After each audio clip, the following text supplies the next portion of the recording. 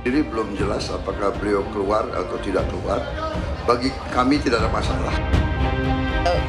Kayak saya juga sampai saat ini kan nggak melihat Mas Gibran bergabung ke partai mana, karena kan hanya menjadi cawapres.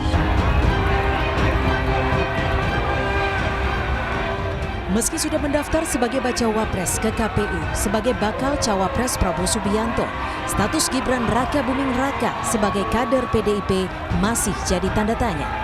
Hingga saat ini, belum ada pernyataan resmi dari putra Presiden Joko Widodo ini apakah ia diberhentikan atau mengundurkan diri dari PDI Perjuangan. Ketua DPP PDIP, Puan Maharani pun belum menjelaskan secara pasti soal status keanggotaan Gibran usai mendaftarkan diri sebagai bacawa pres Prabowo Subianto. Puan justru hanya menerangkan jika Gibran belum bergabung ke partai manapun. Secara identitas kepartaian nih Mbak. Kayak saya juga sampai saat ini kan nggak melihat Mas Gibran bergabung ke partai mana, karena kan hanya menjadi cawapres, tapi nggak pakai baju kuning, nggak pakai baju biru, nggak pakai baju apa. Tapi kan tadi bajunya baju biru muda koalisi kan, jadi ya seperti itu. Tapi Ibu dulu di Rakernas bilang bahwa tidak akan main-main dengan kader yang bermain dua kaki, Mbak. Ibu Mega mengancam akan memecat kader yang bermain dua kaki. Ya dengan ada di sana kan nggak usah bicara yang lain-lain, bahwa udah jadi cawapres, itu aja. Sebagai pasangannya di Pilpres, Prabowo Subianto pun nyatanya masih belum tahu soal status Gibran di PDI Perjuangan. Prabowo justru mengaku tak masalah soal status Gibran dan senang jika bakal cawapresnya itu tetap menjadi kader PDIP. Sendiri belum jelas apakah beliau keluar atau tidak keluar. Bagi kami tidak ada masalah. Yang belakang diam ya. Bagi kami tidak ada masalah karena memang kami rasa kan bagus. Jadi kami menganggap semua partai adalah rekan seperjuangan, sama-sama anak bangsa Indonesia, jadi nggak ada masalah. Usai resmi deklarasi sebagai pasangan capres dan cawapres, Prabowo Gibran langsung mendaftarkan diri ke KPU untuk ikut serta dalam Pilpres 2024. Sementara itu, PDIP bersama partai koalisi lainnya juga sudah mendaftarkan pasangan Ganjar dan Mahfud sebagai capres dan cawapres. Tim Liputan, Kompas TV.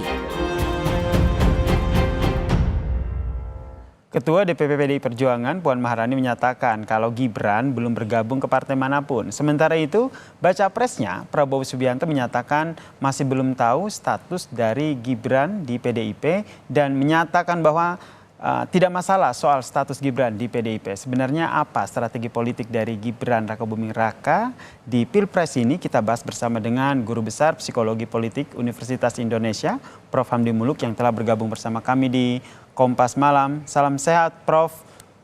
Salam sehat, Yasir. Anda melihatnya seperti apa nih terkait dengan status Gibran di PDIP dan tanggapan dari Ketua DPP PDIP Puan Maharani maupun Baca Pres di paket yang tadi kita sama-sama simak? Ya, kalau dilihat dari komentarnya Mbak Puan juga sebelumnya juga pernah komentarnya Gibran. Jadi memang tidak ada keinginan dari kedua belah pihak untuk memperjelas status yang katakanlah definitif, tegas, bahwa misalnya karena saya diusung oleh kubu lain, saya meninggalkan partai. Nah mungkin masalahnya ya, ini anomali politik kita lah. Artinya budaya politik kita tidak memungkinkan kontestasi itu berbasis ideologi. Nah biasanya dalam kultur politik yang seperti itu, pindah ideologi itu dianggap celah dan dikutuk oleh masyarakat, dan orang tidak tentu tidak mudah untuk pindah itu. Pindah kubu gitu, karena pindah ideologi. Nah, masalahnya di kita, partai itu terlalu banyak. Dan bahkan tidak ada keajekan, konsistensi pembentukan koalisi itu basis ideologinya apa. Kan campur-campur aja semua begitu. Yang ada adalah koalisi untuk mencocokkan orang dengan orang begitu, dan bahkan orang dengan orang transaksi berunding dan segala macam seperti itulah kira-kira. Kayaknya terbentuklah konfigurasi yang kalau kita lihat kubu-kubu itu patokannya orang juga. Jadi misalnya sekarang yang terjadi kita patokan pertama kubu Anies Muhaimin, kubu kedua Ganjar Mahfud, kubu ketiga sekarang betul-betul Prabowo Gibran. Nah bahkan partainya pun juga bisa orang dua kepartaian bukan dua kepartaian maksudnya. Coba kita lihat contoh kasus Pak JK dulu. Ini contoh yang sudah terjadi juga. Udah presidennya. Pak JK 2004 ya maju menjadi cawapresnya Pak SBY, sementara Golkar mengusung Wiranto Salahuddin waktu itu. Nah, waktu itu ditanya juga Pak JK juga masih kader Golkar dan masih anggota masih pimpinan Golkar, salah satu pimpinan Golkar. Bahkan 3 bulan 4 bulan setelah itu Pak JK jadi ketua umum Golkar. 2014 terulang lagi. Pak JK maju bersama Pak Jokowi, ya, ada beritanya tuh. Ditanya, apakah Bapak sekarang sudah keluar dari Golkar? Enggak, saya tetap kader Golkar, anggota Golkar, masih menyimpan kartu anggota Golkar. Saya maju sebagai pribadi gitu.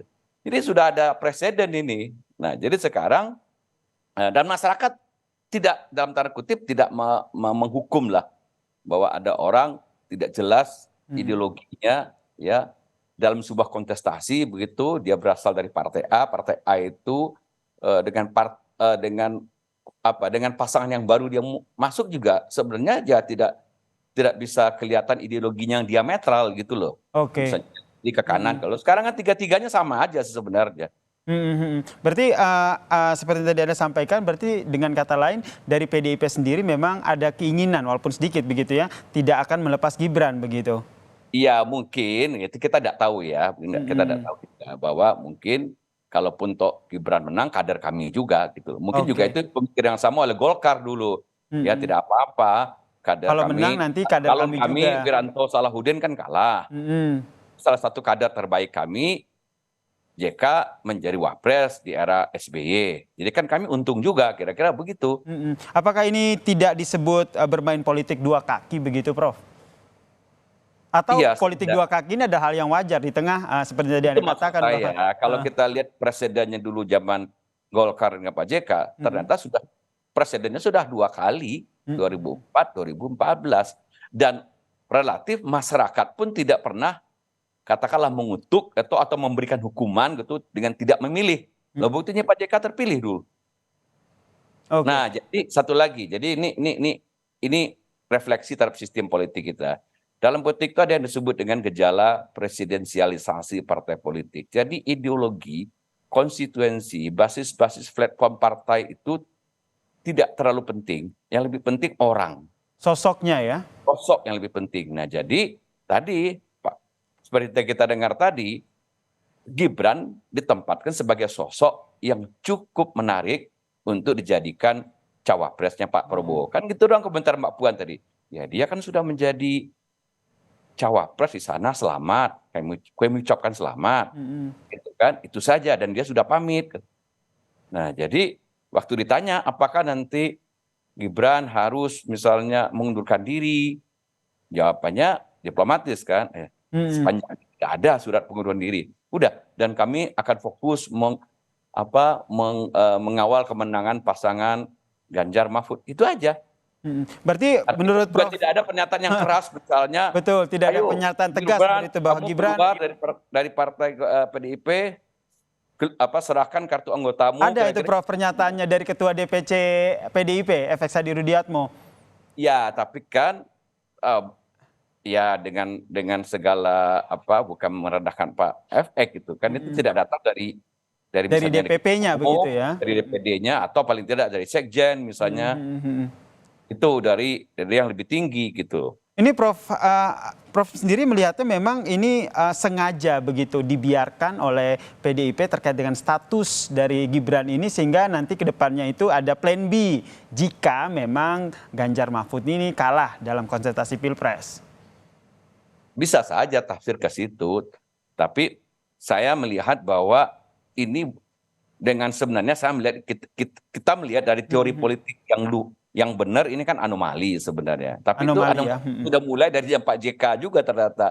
Sudah 2 kali presiden juga. 2004, 2014 gitu sudah ada presidennya.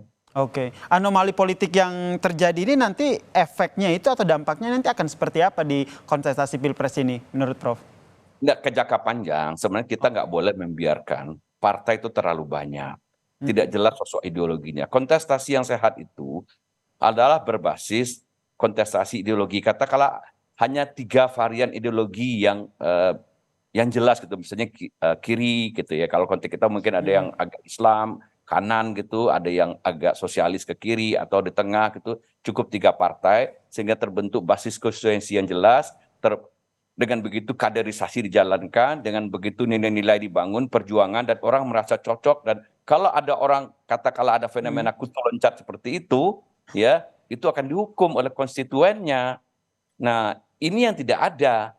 Jadi bukti dengan dulu Pak JK 2 kali menang, ya pemilihnya nyaman-nyaman saja misalnya. Karena yang dilihat sosoknya ya, begitu ya? Ya, betul, yang dilihat personal. Jadi politik kita itu memang politik personal itu lebih penting daripada persoalan konstituensi dan ideologi. Baik. Nah, kalau partai banyak, ada lagi penyakit turunan yang lain.